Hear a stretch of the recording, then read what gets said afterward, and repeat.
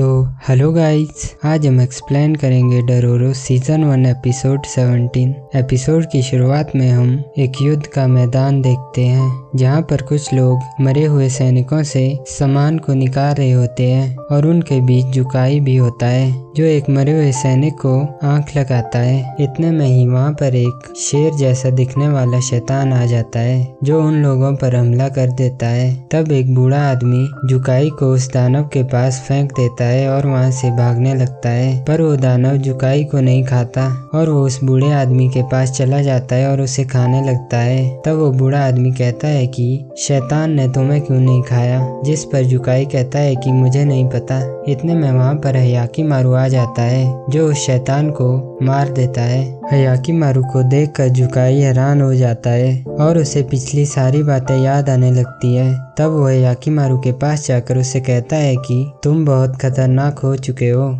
इसके बाद जुकाई हयाकीमारू को एक जगह पर ले जाता है और उसके चेहरे से खून साफ करता है। तब वो देखता है कि हयाकीमारू की चमड़ी वापस आ चुकी होती है और हयाकीमारू से कहता है कि मैं बोल और सुन भी सकता हूँ, जिस पर जुकाई हैरान होकर कहता है कि ये जादू कैसे हुआ। बातों बातों में हयाकीमारू जुकाई से कहता है कि मेरे हाथ और पैर टूट चुके हैं तो मुझे नए हाथ और पैर चाहिए। ये सुनकर जुकाई उसकी बात को टालने लगता है और उसे कहता है कि क्या तुम्हें भूख लगी है, मैं तुम्हारे लिए खाना लाता हूँ। इसके बाद जुकाई हयाकीमारू के लिए खाना बनाता है। तब हयाकीमारू के गले से उसका लॉकेट नीचे गिर जाता है, जिसे देखकर जुकाई उसे हाथ में उठा लेता है और उसे देखकर कहता है कि ये इकलौती चीज है जिससे तुम अपने परिवार को ढूंढ सकते हो। तब हयाकीमारू डायगो का नाम लेता है तो जुकाई कहता है कि तो तुमने इस निशान के बारे में पता कर लिया है। तब हयाकीमारू कहता है कि डायगो मुझे शैतान को देना चाहता था। ऐसी बात सुनकर जुकाई हयाकीमारू से कहता है कि मुझे पूरी बात बताओ। तब सीन शिफ्ट होता है और हम हयाकीमारू की माँ को देखते हैं जिससे होश आ जाता है और तभी वहाँ से टोहामारू भी गुजर रहा होता है। तो एक सेविका कहती है कि आपकी माँ को होश आ चुका है, जिस पर टोहामारू कहता है कि मुझे अभी जरूरी काम है। यह सुनकर टोहामारू के साथी आपस में बात करते हैं कि टोहामारू बदल चुका है। तब हम दूसरी तरफ देखते हैं कि हयाकीमारू जुकाई को पूरी बात बताता है। यह सुनकर जुकाई हैरान हो जाता है और जुकाई हयाकीमारू को गले लगाता है। तब हयाकीमारू नकली पैर की तरफ इशारा करते हुए जुकाई से कहता है कि मुझे ये पैर चाहिए, जिस पर जुकाई मना कर देता है। अगर मैंने तुम्हें ये पैर दे दिया तो तुम और शैतानों को मारोगे, जिससे डायगो शहर के लोग मरेंगे और मैं ऐसा नहीं चाहता और तुम भी शैतान की तरह बनते जाओगे। मैंने बहुत लोगों की मौतें देखी है। अगर मैंने तुम्हें नया पैर दिया तो मैं तुम्हें नर्क की तरफ और धकेल दूंगा। तब हयाकीमारू कहता है कि मुझे ये पैर चाहिए, पर जुकाई मना कर देता है और एक कुल्हाड़ी हाथ में उठाकर उस पैर के ऊपर मार देता है और जुकाई कहता है कि मैं तुम्हें बचा नहीं पाया हयाकीमारू, जिससे हयाकीमारू को उसकी माँ की बात भी याद आती है, क्योंकि यही बात उसकी माँ ने भी कही थी। वो दोनों एक गुफा में होते हैं। तभी उस गुफा के सामने मिट्टी गिर जाती है और वो दोनों गुफा के अंदर कैद हो जाते हैं। और फिर सीन डायगो के घर पर शिफ्ट होता है, जहाँ पर डॉक्टर हयाकीमारू की माँ को देखकर कहता है कि अब डरने की कोई बात नहीं है। तब डायगो अपनी पत्नी के पास बैठता है तो उसकी पत्नी कहती है कि मुझे लगा था अगर मैं अपने आप को शैतान को दे दूंगी तो सब ठीक हो जाएगा, पर शैतान भी मुझे नहीं चाहते। और वो उस मूर्ति के बारे में बात करने लगती है। जब हयाकीमारू पैदा हुआ तो उस मूर्ति का सिर टूट गया था। मुझे लगा था कि बुद्धा हमारे साथ है, पर मैं कितनी गलत थी। जब 12 दानवों ने हयाकीमारू के शरीर को लिया तो उनमें से एक शैतान फेल हो गया था, क्योंकि बुद्धा ने अपने सिर के बदले हयाकीमारू को बचा लिया था। और मुझे लगता है कि हयाकीमारू जल्दी ही अपने शरीर को वापस ले लेगा और हमारी जगह का अंत नजदीक है। तब डायगो खड़ा उठकर कहता है कि तुम ज्यादा सोच रही हो और वो वहाँ से चला जाता है। और बाहर जाकर डायगो एक सैनिक से कहता है कि हॉल ऑफ हेल पर नजर रखना, और क्या तुम्हें उसके बारे में पता चला? तो वो सैनिक कहता है कि हमें एक आदमी के साथ एक बच्चे का पता चला है, जिस पर डायगो कहता है कि क्या टोहामारू उसे ढूंढने जा चुका है? तब वो सैनिक हाँ करता है और तब हम टोहामरू और उसके साथियों को देखते हैं जो एक घर के पास होते हैं और तब टोहामरू उसके अंदर चला जाता है पर वहाँ पर कोई नहीं होता। इसके बाद हम याकीमारू को देखते हैं जो उस मिट्टी को हटा रहा होता है। तब जुकाई उससे कहता है कि यहाँ पर हवा और खाने के लिए बहुत कुछ है तो तुम्हें जल्दबाजी करने की कोई ज़रूरत नहीं है। और जुकाई कहता है कि तुम जानना चाहते हो मैंने ऐसा क्यों किया, तो पहले तुम बताओ तुम ऐसा क्यों चाहते हो।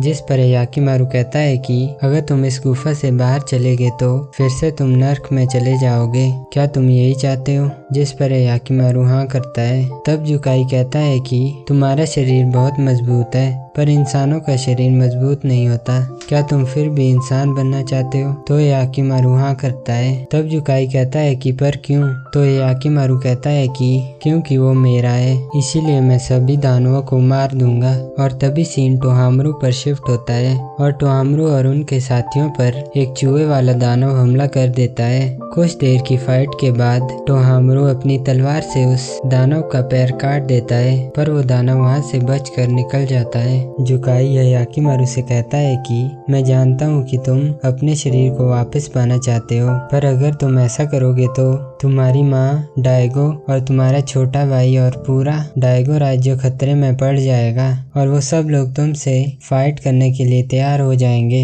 ऐसा करने से अंत में केवल तुम बच जाओगे जिससे तुम अकेले रह जाओगे। ये सुनकर याकीमारू कहता है कि मैं अकेला नहीं हूँ, यहाँ पर कोई मेरे साथ है। जिस पर जुकाई कहता है कि इसका क्या मतलब है। तो याकीमारू कहता है कि अभी वो यहाँ पर नहीं है। इतने में वो लकड़ी से उस मिट्टी पर मारता है जिससे वो लकड़ी गुफा के बाहर निकल जाती है। इसके बाद हम दूसरी तरफ देखते हैं जहाँ पर टोहामरू की साथी कमरे की छत पर देखती है कि वहाँ पर उस चूहे वाले दानव के बहुत सारे बच्चे होते हैं। तब वो टोहामरू से कहती है कि ये दानव अपने बच्चों को बचाने के लिए इंसानों को मारता है और वो उसे मारने के लिए ऊपर चढ़ जाती है। और दूसरी तरफ याकीमारू उस गुफा से बाहर आ जाता है और वो बाहर देखता है कि वहाँ पर बहुत सारे शेर वाले दानव होते हैं और वो शेर वाले दानव याकीमारू पर हमला कर देते हैं। तब याकीमारू उन सब को मारने लगता है और ये सब देखकर जुकाई कहता है कि मैंने उस दिन एक बेचारे बच्चे को नहीं बचाया